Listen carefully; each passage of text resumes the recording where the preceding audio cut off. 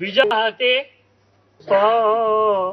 મંતર તારયો ષદ્બાષ્પાર્દ્રયોર્ભદ્રમ શ્રીવીર જિન નેત્રયો યસ્યાવિધાનમ મુનયોऽપि સર્વે ગૃહ્ણન્તિ ભિક્ષા ભ્રમણસ્ય કાલે મિષ્ટાન્નપાનાંબર પૂર્ણકામા સ ગૌતમો યચ્છતો વાંછિતમ મે જ્ઞાન ધ્યાન ક્રિયાદિ કાર્ય કુશલ પ્રદ્યુમ્ન જેતા ગુરુ આંતરલોચન મેકમસ્તિ સુતરામ પ્રોદ્ભાસિતમ યસ્ય વૈ ઓંકારેણ સુસેવિતોऽપि સતતમ ઓંકાર સેવા પર સોયમ સૌમ્યમના સદા વિજયતે શ્રી સિદ્ધિ સુરીશ્વર સોયમ સૌમ્યમના સદા વિજયતે શ્રી ભદ્ર સુરીશ્વર સોયમ સૌમ્યમના સદા વિજયતે ઓંકાર સુરીશ્વર સોયમ સૌમ્યમના સદા વિજયતે અરવિંદ સુરેશ્વર.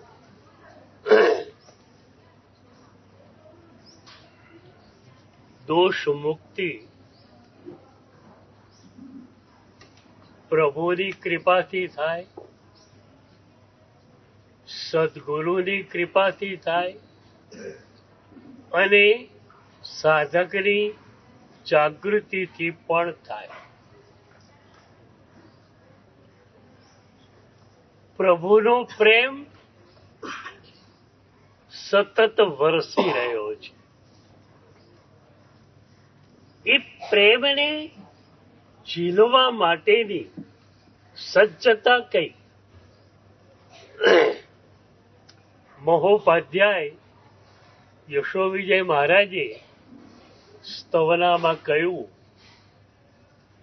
આણા પાલે સાહિબ તું સે.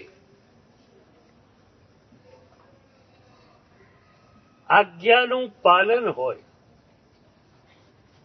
પ્રભુની આજ્ઞા પ્રત્યેનો તીવ્ર આદર હોય, ત્યારે તમે પ્રભુના પ્રેમને ઝીલી શકો છો.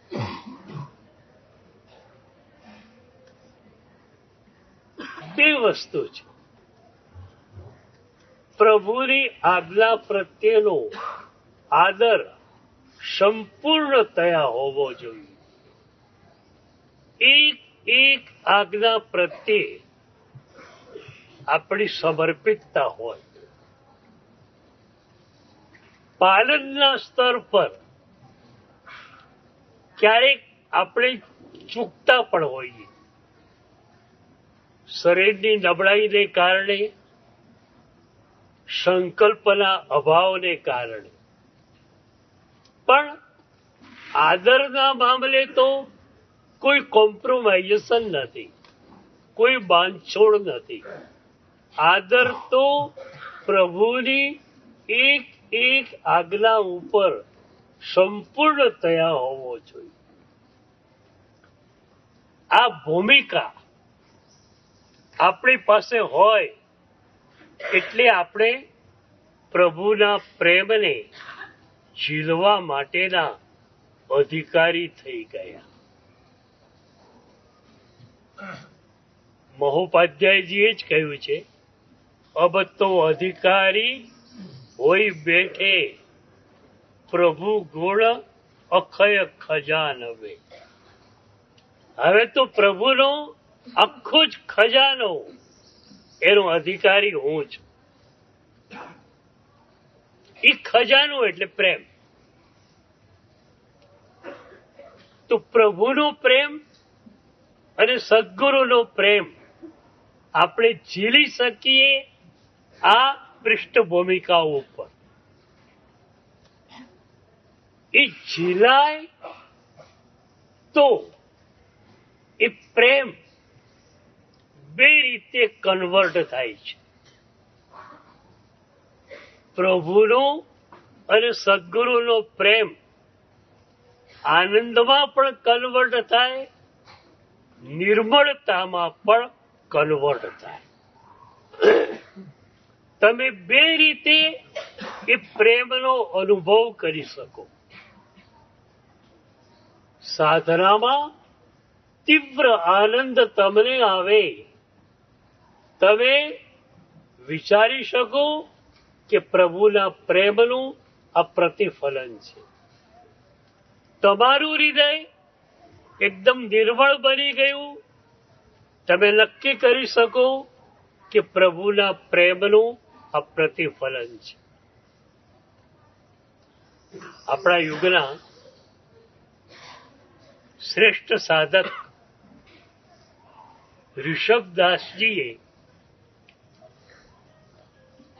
પ્રભુનો પ્રેમ સાધનાના આનંદમાં કઈ રીતે કન્વર્ટ થાય છે એની અભિવ્યક્તિ આપેલી.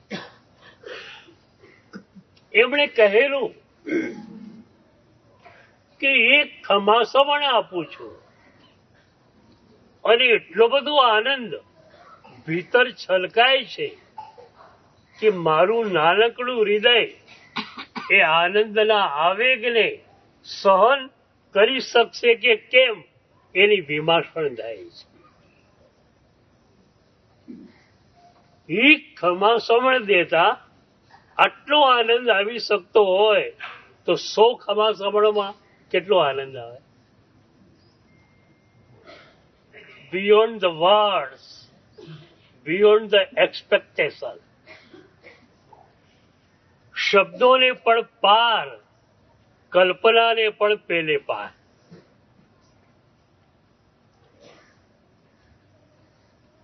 એક ખમાસમણ દેતા આટલો બધો આનંદ. પ્રભુનો પ્રેમ ઝીલાયો અને એ સાધનાના આનંદ રૂપે પ્રકટ થયો. તો આનંદ રૂપે પણ પ્રેમ પ્રગટ થાય, નિર્મળતા રૂપે પણ પ્રગટ થાય.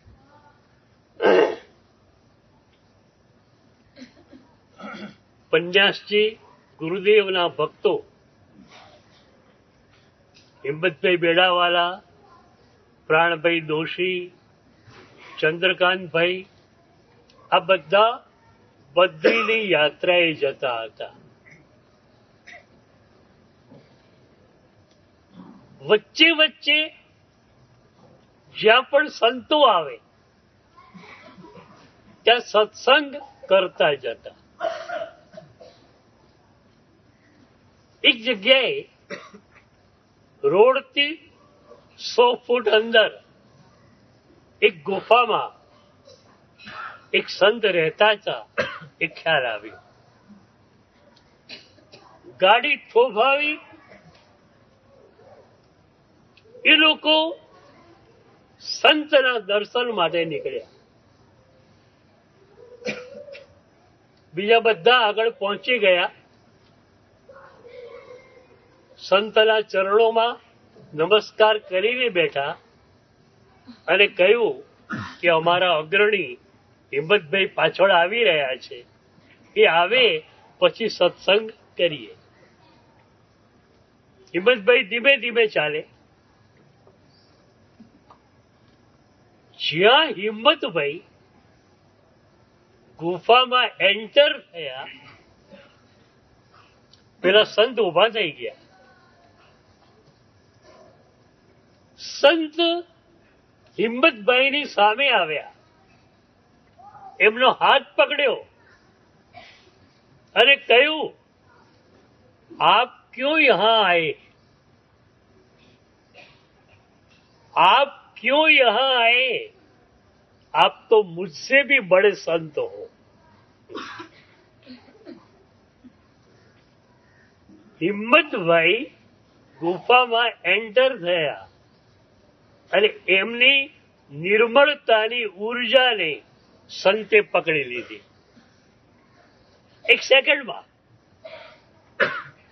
ખ્યાલ આવી ગયો કે એકદમ નિર્મળ ઉર્જાના આ માલિક છે. સંત ઉભા થઈ ગયા ને સામે આવે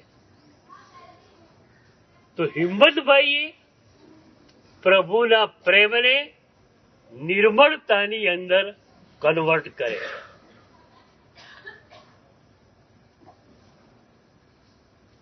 હિંમતભાઈ બેડાવાલાના જીવનની એક ઘટના કહું,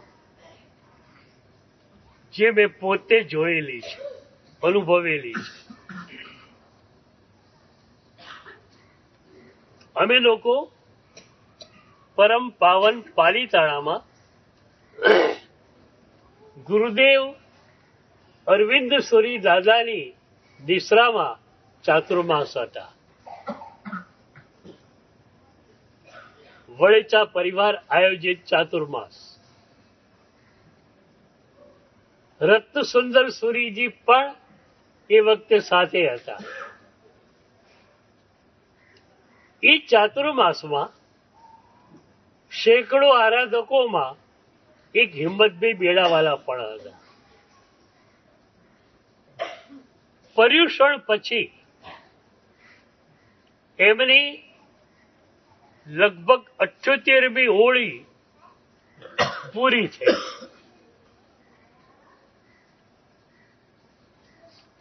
આપણે તો હોળી પૂરી થાય ને એ પહેલા દિવસ ગણીએ ત્યારે પારણું આવે.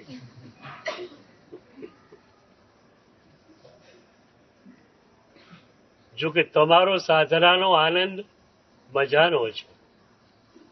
આજે 28 વાળા છૂટ્યા, પણ એ બધાના હૃદયમાં સાધનાનો આનંદ એવો ઘેરાયેલો છે કે એમને થાય છે કે હવે અહીંથી જવું પડશે.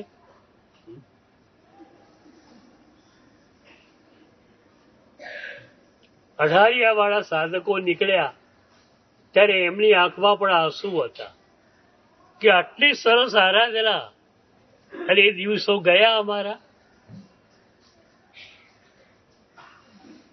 તો હિંમતભાઈની 78મી હોળી પૂરી થતી હતી, પણ એમને લાગ્યું કે મારું સ્વાસ્થ્ય બરોબર છે, તો શા માટે પારણું કરું? લાગત 79મી હોળી શરૂ કરી દઉં. તો જે દિવસે નવી હોળીનો પ્રારંભ હતો એ દિવસે એમણે પ્રભુને પ્રાર્થના કરી કે પ્રભુ,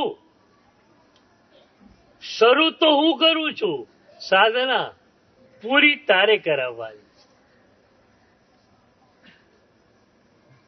મને યાદ આવે પિતાજી મહારાજ જીલચંદ્ર વિજય મહારાજ સાહેબ. આખું જીવન એમનું આરાધનામય અને આરાધનાનો આનંદ એમના ચહેરા ઉપર દેખાય. છેલ્લું ચોમાસું સુરત અઠવાલાઈ સંઘમાં. એકવાર મને કે મારે હોળી શરૂ કરવી છે. મેં કહ્યું હવે શરીર તો ઉંમર પ્રમાણે શિથિલ બન્યું જ છે તમારું, અને તમારી ક્રિયા વગેરે બહુ જ અપ્રમત્ત રૂપે હજુ થઈ રહી છે, તો શરીરને થોડું આપવું જરૂરી છે. બેસણું બરોબર છે તમારા માટે. આંબિલની હોળી તમે કરશો, શરીર સાથ આપશે. ત્યારે એમણે મને કહેલું કે શરૂઆત હું કરીશ, પૂરું પ્રભુ કરાવશે. મારે તો એક જ આઈમેલ કરવાનું છે બસ. પ્રભુની ઈચ્છા નહીં હોય કાલે પારણું કરી લઈશ, અને પ્રભુ કરાવશે તો ઓળી પૂરી થશે. અને એ જે વયની અંદર એમણે ઓળી પૂરી કરી. એક જ શ્રદ્ધા, મારે ક્યાં કરવાનું છે, પ્રભુ કરાવશે. સાધના આપણે નથી કરવાની, પ્રભુ કરાવે છે. અને એટલે સાધનાને હું ઇઝીએસ્ટ કહું છું, સરળમાં સરળ. તમારો સંસાર અઘરો છે, સાધના સરળ છે. સંસારમાં તમારે તમારી રીતે આગળ વધવું પડે છે. સાધનામાં પ્રભુ આપણી સાથે હોય છે, અને પ્રભુ સાથે હોય પછી મજા જ મજા. હિંમતભાઈએ પ્રભુને પ્રાર્થના કરી કે ઓળી શરૂ કરું છું તારા બળ ઉપર, મારા બળ ઉપર નહીં. પ્રભુ તારા બળ ઉપર ઓળી શરૂ કરું છું, તારે પૂરી કરાવવી હોય તો કરાવજો. ભક્ત છે ને નિરાગ્રહશીલ હોય છે, એનો કોઈ આગ્રહ નથી હોતો મારે આમ કરવું. એટલે જ મેં વચ્ચે કહેલું કે તમારો કોઈ આગ્રહ હશે ને તો અમે દંડો હાથમાં લઈશું. તમારો સારો આગ્રહ છે, પણ એ આગ્રહની પાછળ તમારો અહંકાર છે. સારા આગ્રહ પ્રત્યે અમને કોઈ વાંધો નથી, પણ તમારા અહંકાર પ્રત્યે અમને બરોબર વાંધો છે. એટલે આગ્રહની પાછળ જો અહંકાર હશે તો અહંકારને અમે કાઢીશું. ભક્ત નિરાગ્રહશીલ હોય, કોઈ આગ્રહ એની પાસે નથી, આમ કરવું જ, હું તો આમ જ કરું. એ કોણ બોલે? અભક્ત બોલે, ભક્ત ના બોલે. ભક્ત તો કહેશે જેવી એની મરજી.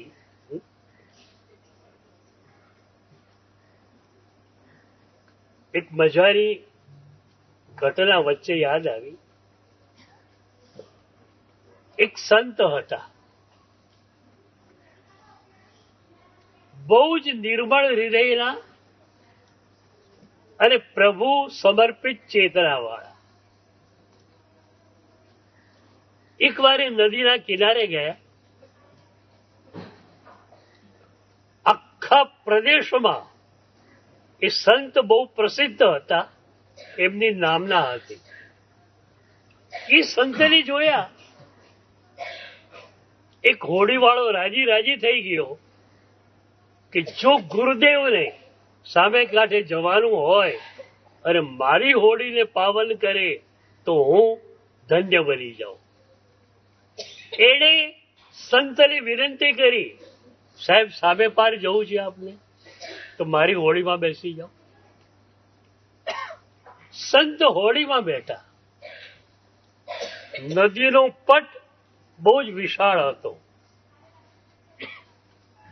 હોડી થોડેક આગળ ગઈ, કાપડ થોડું જૂનું હતું, કાણું પડ્યું.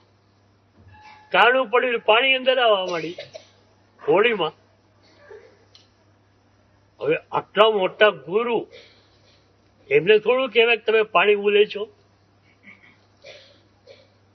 એ નાવિક એક હાથે હલેસા મારે, બીજા હાથે પાણીને ઉલે છે. પણ એ વખતે સંતે શું કર્યું?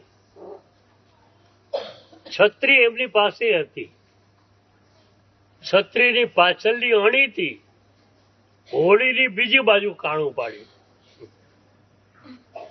બે કાણા થયા, બે કાણામાંથી પાણી વધારે આવવા માંડ્યું. પેલો વધારે જોરથી પાણીને ઉલેચે છે અને એમાં હોળી કિનારાની નજીક આવવા લાગી. ડૂબી નહીં, કારણ કે પાણી પેલો બહાર કાઢી નાખતો. એ વખતે સંતે પેલાના હાથમાંથી વાટકી લઈ લીધી અને પોતે ઉલેચવા માંડ્યા. હોળી કિનારે આવી ગઈ. સંત ઉતર્યા, બાજુમાં એક બાંકડો હતો ત્યાં બેઠા. હોળી વાળો એમના ચરણમાં પડ્યો કે આપે મારી હોળીને પાવન કરી. પણ પછી એને પૂછ્યું કે સાહેબ, આપ બહુ મોટા ગુરુ છો અને આપની એક નાનકડી ક્રિયા હોય એમાં પણ રહસ્ય સમાયેલું હોય, તો આપ મને સમજાવો કે આપે કાણું કેમ પાડ્યું અને છેલ્લે પાણી ઉલેચવા કેમ માંડ્યું. એ સંતે જે જવાબ આપ્યો યાદ રાખવા જેવો છે. સંતે કહ્યું કે કાણું પડ્યું પહેલું ત્યારે મેં માર્યું કે પ્રભુ આપણને ડૂબાડવા માંગે છે, અને પ્રભુ જો ડૂબાડવા માંગતા હોય તો તરનારા આપણે કોણ? જે પ્રભુની ઈચ્છા હોય, પ્રભુની ઈચ્છા ડૂબાડવાની હોય તો ડૂબવા માટે તૈયાર હતા, તો જલ્દી ડૂબી જવું જોઈએ એટલે બીજું કાણું પાડ્યું. પણ હોળી કિનારાની નજીક આવી ત્યારે મને થયું કે પ્રભુ તો તારવા માંગે છે, અને પ્રભુ તારવા માંગતા હોય તો ડૂબનારા આપણે કોણ? એટલે હાથમાંથી તારી વાટકી મેં છીનવી લીધી અને હું પાણી ઉલેચવા માંડ્યું. કેવી પ્રભુ સમર્પિતતા!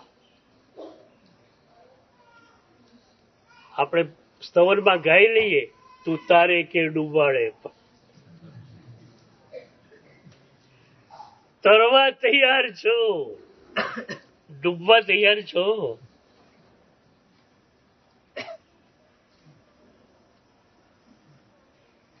હિંમતભાઈએ પ્રભુને પ્રાર્થના કરી કે પ્રભુ, આજે પહેલું આઈમ્બિલ છે, તારે હોળી કરાવવી હોય તો કરાવજે, તારા ઉપર છોડું છું. ભક્તનો એક લોગો છે, I have not to do anything absolutely. મારે કશું જ કરવાનું નથી, જે પણ કરવાનું હોય એ તારે કરવાનું.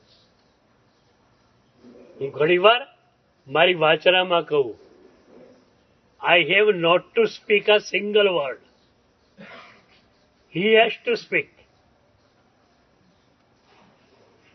મારે બોલવું નથી, એને બોલવું હોય તો મારા કંઠનો ઉપયોગ કરે. હું તો મૌનમાં છું.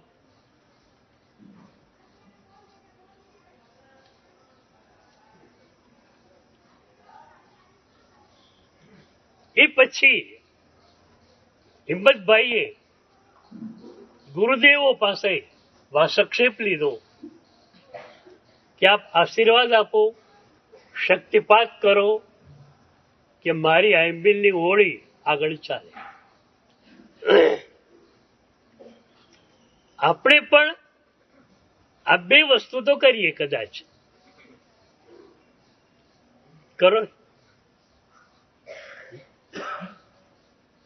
કોઈ પણ સાધના શરૂ કરવાની હોય, પ્રભુને ભણાવી દેવાનું કે હું શરૂ કરનારો નથી, શરૂ પણ તું કરાવ, પૂરી પણ તારે કરાવી હોય તો કરાવજે, નહીતર કાંઈ નહીં. તમને ખ્યાલ છે? તમે એના ઉપર જયારે છોડી દો છો ત્યારે જે સક્રિય બને છે. શત્રુંજય ગિરિરાજ પર માં અને બાળક જતા હોય. બાળક કે માં મારે ચડવું છે, માં એને ચડવા દે. જે વખતે બાળક થાકી જાય, મમ્મા હું થાકી ગયો, મમ્મા એને ઉપાડી લેશે. તમારી અસહાય દશા એ તમારા માટે વરદાન છે. ભક્ત હંમેશા અસહાય જોઈએ. પ્રભુ હું કંઈ જ કરી શકું એમ નથી. સંત હરિદાસે વ્રજ ભાષામાં એક પદમાં કહ્યું, તિનકા બુયારી કે બસ. એક તણખલું સાવરણીને અધીન હોય છે, એ રીતે પ્રભુ હું તને અધીન છું. તણખલું સાવરણીને અધીન હોય એ રીતે હું તને અધીન છું. ભક્ત ગૌરાંગ એક ડગ આગળ વધ્યા. એમણે કહ્યું, તણખલું તો ક્યારેક હવાના ચોકામાં પણ વહી જાય, માત્ર સાવરણીને અધીન ન પણ રહે. એટલે પ્રભુ હું તણખલાથી પણ નીચો છું. ત્રિણાદપી સુનિચેન ભવિતવ્ય. ભક્ત અસહાય છે. કબીરજીએ પણ કહ્યું, નિરાધાર ભય પાર. જેણે પોતાના પર આધાર ન રાખ્યો એ પેલે પર પહોંચી ગયો, અને પોતાના પર આધાર રાખ્યો એ અધવચ્ચે ડૂબી ગયો.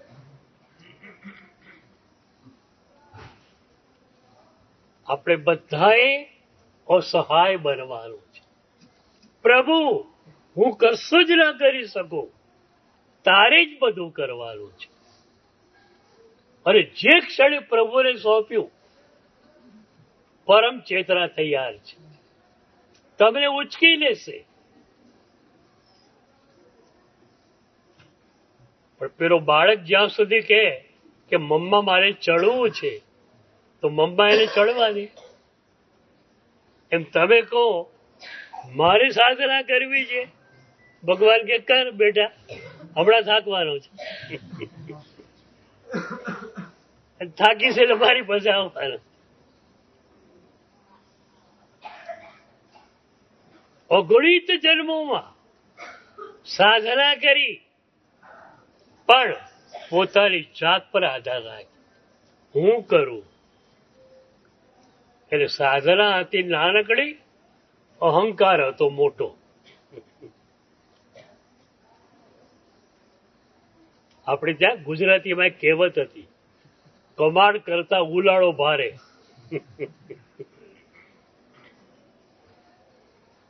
હવેના લોકોને તો ખબર ના પડે ઉલાળો એટલે શું. તમને લોકોને ખ્યાલ છે.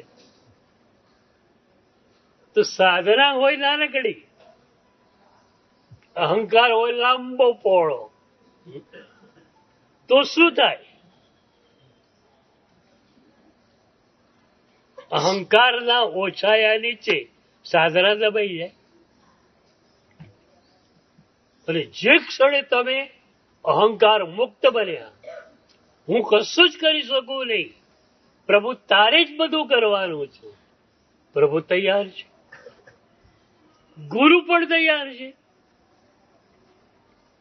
સદગુરુ ચેતના તૈયાર છે, પણ તમે અસહાય હો ત્યારે.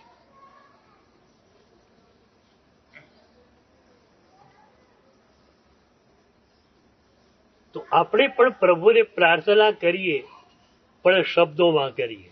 બરોબર? તમારી પ્રાર્થના શબ્દોમાં હોય ને.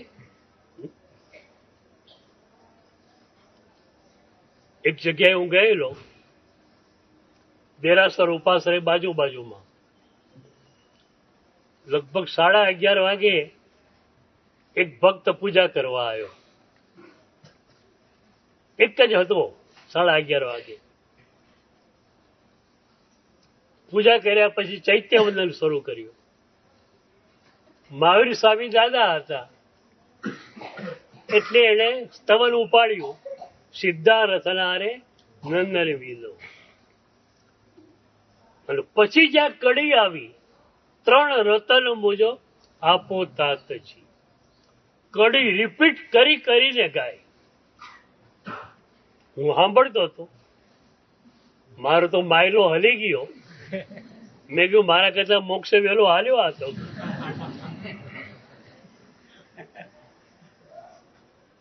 એટલે 12 વાગે ઉપાશ્રયમાં આવ્યો, વંદન કર્યું. મેં કહ્યું ભગતજી તૈયાર? એટલે ઘડિયાળ જોયું.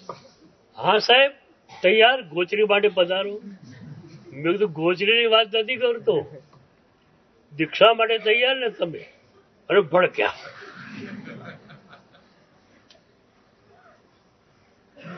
સાહેબ આ ગામમાં 14 ઘણા છે કે છે, હું ખાલી ભગવાનની ભક્તિ કરું તો એ લોકો ઠોકે બેસાડ્યું કે દીક્ષા લેવાનો. મારે ક્યાં દીક્ષા લેવાની છે? મેં કહ્યું હું તો આજે વિહાર કરીને આવ્યો, ગામમાં કેટલા 14 કે પૂનમિયા મને કઈ ખબર નથી. પણ હમણાં તમે પ્રભુ પાસે ગાતા હતા ને, 3 રતન મુજો આપો. એ 3 રતન એટલે દીક્ષા જ થઈ ને, રત્નત્રયી. કે સાહેબ એ તો બોલવાનું હોય, સ્તવનમાં લખ્યું એટલે બોલવાનું. એટલે વિજય મહારાજે સ્તવન લખ્યું અને એમને દીક્ષા જોઈતી હતી તો લઈ લીધી. મારે ક્યાં લેવાની? તમારી પ્રાર્થના શબ્દોમાં હોય છે. તો હિંમતભાઈની પ્રાર્થના અંદરથી હતી કે પ્રભુ મારે કઈ જ કરવાનું નથી, તારે જ કરવાનું છે. સાધના જગતમાં 1 ઇંચ, 1 સેન્ટીમીટર, 1 ડગલું હું ભરી શકીશ નહીં, તારે ભરાવવાનું છે. સદગુરુઓ પાસે વાસક્ષેપ લીધો. વાસક્ષેપ એટલે શું ખબર? સદગુરુનો શક્તિપાત. અમે શું કહીએ? નિથારગ પારગા હો, સંસારને પેલે પાર તું પહોંચી જા. એટલે રાગ, દ્વેષ, અહંકાર તારા શિથિલ બની જાય. આ વાસક્ષેપ કેટલી વાર લીધો?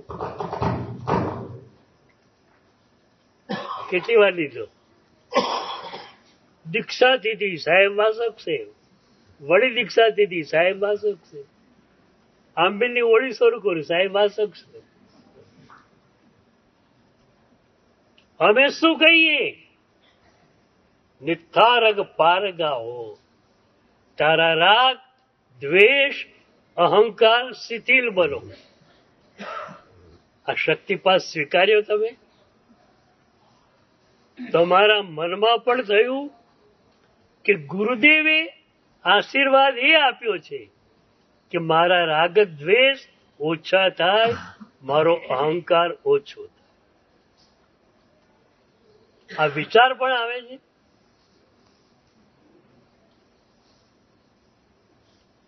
તો પ્રભુની પ્રાર્થના અને ગુરુદેવનો આશીર્વાદ લીધા પછી હિંમતભાઈએ જેટલા આરાધકો ત્યાં પલ્લા રોપા યાત્રિક ભવનમાં સાધના કરતા હતા એ બધાને પોતાને ત્યાં બપોરે એકાશવા માટે નિમંત્ર્યા. મોટા હોલમાં બધાને બેસાડ્યા, પોતે પીરસે છે. મોટી ઉંમર, 78 આંબીલ, 79માં ઉપવાસ થયો છે. આજ 80મા દિવસે આંબીલ કરવાનું બાકી છે અને હિંમતભાઈ પોતે પીરસે છે. જમવાનું પતી ગયું, શંખ પૂજન થઈ ગયું, પછી હિંમતભાઈ ઊભા થયા. એમણે કહ્યું, આજથી મારી નવી ઓળી શરૂ થાય છે. તમે બધા મને આશીર્વાદ આપો.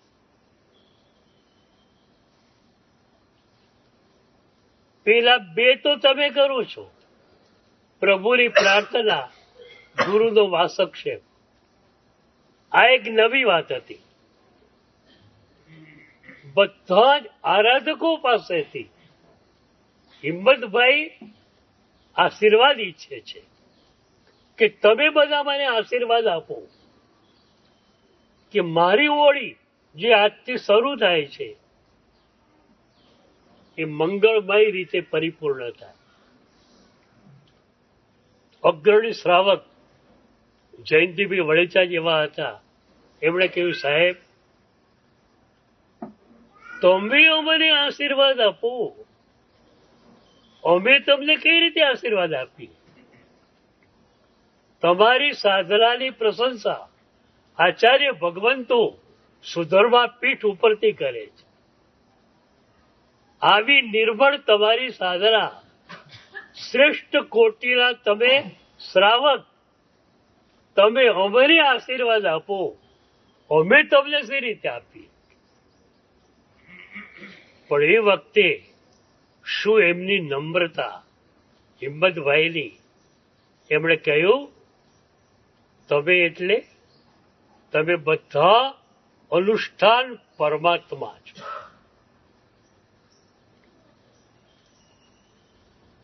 તમે કોઈ સામાન્ય વ્યક્તિત્વ નથી. ભગવાને કહેલી ક્રિયાને, સાધનાને કરનારા તમે છો. તમે બધા અનુષ્ઠાન પરમાત્મા છો. તમારા આશીર્વાદ વિના મને ચાલે નહીં. આ નિર્મળતા પ્રભુના અને સદગુરુના પ્રેમથી એમને મળેલી. એટલે પ્રભુનો અને સદગુરુનો પ્રેમ ઝીલાય ક્યારે? આજ્ઞા પ્રત્યેનો આદર અને શક્ય આજ્ઞાનું પાલન હોય ત્યારે. અને એ પ્રેમ ઝીલાયો એની ખાતરી શું થાય? બે રીતે થાય. સાધનામાં આનંદ આવે ત્યારે સમજો કે પ્રભુનો પ્રેમ, સદગુરુનો પ્રેમ મારા ઉપર વરસી રહ્યો છે. તમારું હૃદય નિર્મળ થયું, રાગ, દ્વેષ, અહંકાર ઓછા થયા. તમે માની શકો કે પ્રભુ અને ગુરુના પ્રેમને કારણે આ નિર્મળતા મને મળી છે. તો આ પ્રેમ સાધનાનો આનંદ આપે, હૃદયની નિર્મળતા. આ જ વાતને થોડી વધારે ખોલી આવતીકાલે